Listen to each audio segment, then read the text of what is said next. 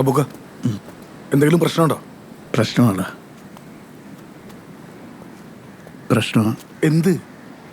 5 ലക്ഷം രൂപ എനിക്ക് ഇന്ന് അത്യാവശ്യമായിട്ട് നാട്ടിലെത്തിക്കണം. 5 ലക്ഷം രൂപ? എന്തിന്?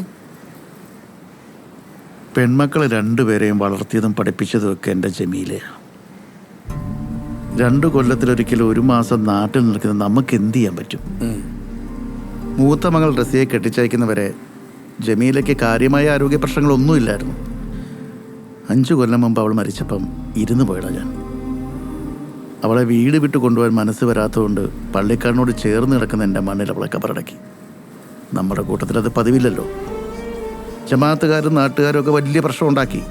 ഞാൻ അവരോട് പറഞ്ഞു, 28 കൊല്ലം എൻ്റെ കൂടെ ജീവിച്ചത് എൻ്റെ ജമീലയാണ്, ജമാഅത്തുകാരല്ല. അവൾ എൻ്റെ മണ്ണിൽ ഉറങ്ങട്ടെ എന്ന്.